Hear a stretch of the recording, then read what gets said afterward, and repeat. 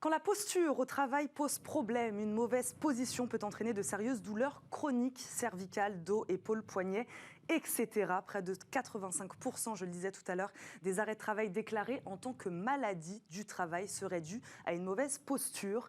Néoformat propose de vous aider à adopter les bons gestes. Des ostéopathes se déplacent en entreprise pour vous former.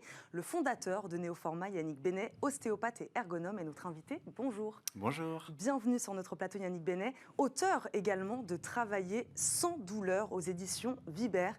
Je le disais tout à l'heure en préambule de cette émission, travail sédentaire ou travail physique, tous les salariés peuvent être concernés par la question de la posture. En effet, au départ, on pensait que c'était uniquement les métiers physiques. On porte des charges lourdes, des gestes répétitifs. Mais en fait, on est en train de s'apercevoir que ceux qui travaillent sur écran sont aussi, eux, très touchés par les douleurs. On l'a trop oublié, justement, ce secteur tertiaire, pendant des années.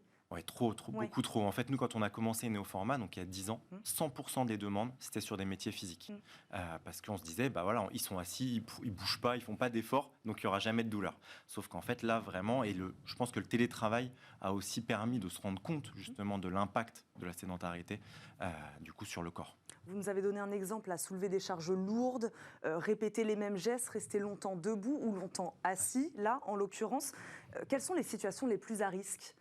Elles le sont toutes, celles que je viens de citer ? Oui, alors elles le sont toutes. Alors il y en a une qui ressort, bien sûr, c'est la manutention. Puisqu'aujourd'hui, un accident du travail sur 3 en entreprise est lié au port de charge. Donc c'est quand même énorme. Mais après, tous les autres, donc les gestes répétitifs qui vont donner plutôt des tendinites, donc des douleurs plutôt chroniques au niveau des épaules, des coudes, du poignet. Et la partie travail sur écran qui là va donner des pathologies...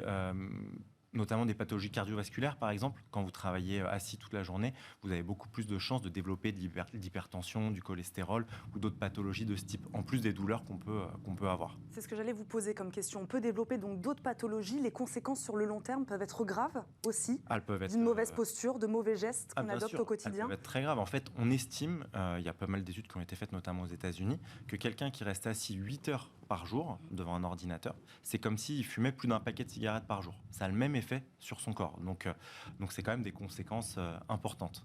À quel profil alors ou secteur Néoformat s'adresse particulièrement ? Aux deux, des secteurs plus physiques, des secteurs moins physiques ? Oui, nous on va s'adresser vraiment à tout secteur d'activité. Ouais. En fait, notre particularité, vous l'avez dit tout à l'heure, c'est qu'on envoie des ostéopathes qui vont s'adapter au secteur d'activité de l'entreprise. Donc on va créer en fait des formations qui sont sur mesure par rapport à l'activité de l'entreprise et même à l'entreprise, puisque dans le même secteur d'activité, en fonction de chaque entreprise, il peut y avoir des particularités.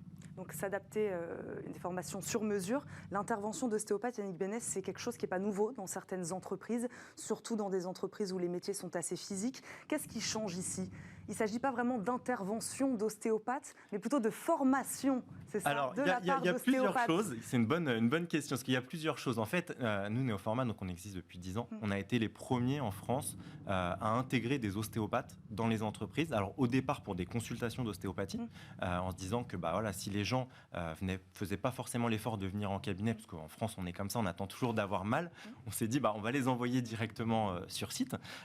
Donc, au départ, c'était vraiment que de la consultation. Et en fait, ça a évolué sur de la formation, de la mise en place d'échauffement le matin, par exemple, des ateliers santé. Donc aujourd'hui, on a une offre qui est beaucoup plus large, qui est à la fois individuelle et à la fois collective. Qu'est-ce que ça amène justement, cette dimension collective ? C'est plus simple d'apprendre en groupe, d'apprendre à plusieurs ? Alors, c'est plus simple, oui, parce qu'en fait, on va pouvoir échanger, notamment sur les bonnes pratiques, on va pouvoir se corriger aussi en équipe. Et puis, la prévention en entreprise, en fait, c'est l'affaire de tous.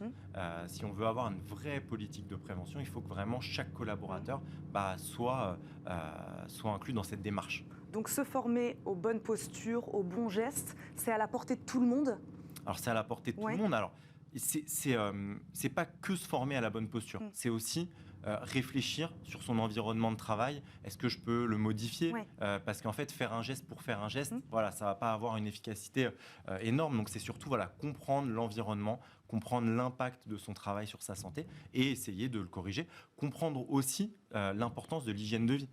Puisqu'en fait, faire le geste, c'est bien, mais si vous vous hydratez pas, vous mangez mal, vous ne faites pas d'activité physique, en fait, ça servira à rien. Donc, en fait, c'est vraiment prendre le collaborateur dans sa globalité. Adapter son environnement, ça veut dire qu'il y a même une responsabilité de l'entreprise aussi là-dessus, qui peut aider son salarié à lui mettre une chaise qui va bien, un bureau qui va bien, c'est ça? Adapter son environnement aussi? Elle est conjointe, en fait. Si on veut avoir vraiment du résultat, parce que souvent, l'entreprise, elle attend beaucoup du collaborateur et le collaborateur, il attend beaucoup de l'entreprise. Mais en fait, c'est 50-50. C'est vraiment l'entreprise doit fournir le matériel adapté. Si on prend l'exemple du travail sur écran, fournir une chaise adaptée, un bureau adapté. Mais le collaborateur, lui aussi, doit faire des efforts. C'est sa santé, parce que l'entreprise, ok, il a mal au dos, c'est pénalisant, mais c'est quand même le collaborateur qui est le premier impacté par ces douleurs. Vous, ce sont les entreprises qui font appel à vous, les chefs d'entreprise, les managers, les salariés eux-mêmes. Comment ça se passe? Alors nous, on va avoir plusieurs interlocuteurs. On va avoir les services de santé au travail. Donc dans l'entreprise, on a souvent des infirmières, des médecins du travail. On a aussi tout ce qui va être responsable QSE, donc c'est qualité, sécurité, environnement. Donc tous ces métiers qui sont aujourd'hui responsables de la sécurité en entreprise. Et les ressources humaines sur la partie formation, qualité de vie au travail, etc. Alors expliquez-nous vraiment concrètement à quoi ressemblent ces formations. Il y en a de plusieurs types, j'imagine, plusieurs formats. Vous parliez tout à l'heure de réveil musculaire. Voilà, quel type de formation vous proposez? Alors une formation, en fait, c'est sur un format une journée ou une demi-journée en fonction des entreprises. Et on va avoir 4 grandes parties dans une formation. Une première partie sur comprendre pourquoi est-ce qu'on a mal. Typiquement, travail sur écran, les gens ne comprennent pas pourquoi est-ce qu'ils ont des douleurs alors qu'eux, ils font rien. Donc, il y a toute cette phase d'explication qui est hyper importante. Et nous, on considère en ostéopathie que comprendre ce qu'on a, c'est déjà 50% du traitement. Donc ça, c'est une première partie qui est hyper importante. Après, on va avoir une partie vraiment spécifique au métier. Donc, comme je vous l'ai dit tout à l'heure, sur l'environnement, notre position, etc. On a aussi une partie sur la vie quotidienne. Pourquoi? Parce qu'en fait, on considère que si quelqu'un a mal, ok, il y a le travail, mais c'est aussi en portant ses enfants, en ramassant ses clés, en mettant ses chaussettes. Et d'ailleurs, nous, c'est ce qu'on voit souvent en cabinet. Les gens, ils se bloquent le dos en faisant du jardinage, en faisant des travaux chez eux, pas forcément au travail, mais les deux, du coup, se répercutent l'un sur l'autre. Et la dernière partie, c'est l'hygiène de vie, donc le réveil musculaire, les étirements. En fait, quand on est travailleur, notamment dans les métiers physiques, mais aussi dans les métiers sédentaires, il faut préparer son corps à l'effort. Donc en fait, il va falloir faire des petits exercices pour s'échauffer. En fin de journée, des exercices pour s'étirer. Il faut s'hydrater, bien manger. Donc ça aussi, ça fait partie de la formation. Je vous posais la question tout à l'heure si c'était à la portée de tout le monde, d'apprendre à bien se positionner. L'objectif final, c'est celui de donner des outils finalement qui resteront à vie auprès du salarié. Elle est peut-être là aussi la différence entre l'intervention d'un ostéopathe et la formation d'un ostéopathe. Finalement, où, comme vous faites dans ce livre d'ailleurs aussi, on donne des outils et le salarié les garde avec lui jusqu'au bout. C'est tout à fait ça. En fait, comme je disais, l'important, c'est déjà de comprendre. Une fois qu'on a compris, en fait, ça va être plus facile d'appliquer les choses plutôt que de dire bêtement, il faut fléchir les genoux. C'est ce qui se fait dans pas mal de situations. Mais déjà, si on comprend pourquoi, si on comprend après comment le faire, on va pouvoir justement le répercuter dans toutes les situations. Donc, c'est vraiment le but, c'est que le collaborateur, que ça soit en entreprise et à titre personnel, d'ailleurs, il y a pas mal d'indépendants qui ont aussi beaucoup de problématiques, il ait toutes les clés pour pouvoir, au quotidien, au travail et à la maison, appliquer en fait les bonnes pratiques. On a parlé de bien-être au travail, évidemment. Quel effet le bon respect de ces gestes et postures peut-il avoir aussi sur notre productivité? Je ne sais pas si vous avez des retours de managers aussi qui vous disent que si, quand on a un travailleur, un salarié, un collaborateur qui est en meilleure santé physique, il travaille mieux. De toute façon, ça c'est clair et net. Il y a plein d'études qui... C'est ce discours qui doit parler, j'imagine, aussi auprès des managers. Oui, non, ce discours-là, ça y est, il commence à être compris dans pas mal d'entreprises. Avant, on voyait plutôt ça comme un centre de coût. Aujourd'hui, on voit plutôt ça justement comme quelque chose qui va améliorer la performance des collaborateurs, qui va les fidéliser aussi. Quand vous savez que dans votre entreprise, vous êtes un peu chouchouté, il y a l'ostéopathe qui vient, alors soit pour des consultations, soit pour vous expliquer comment on se positionne, mais même ça peut être sur l'alimentation, ça peut être sur le sommeil.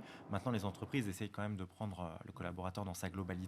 En fait, on se sent quand même beaucoup mieux. Et on a envie, on est plus performant. Quand on n'a pas de douleur, on travaille quand même plus facilement. Quand on n'est pas stressé, on travaille plus facilement aussi.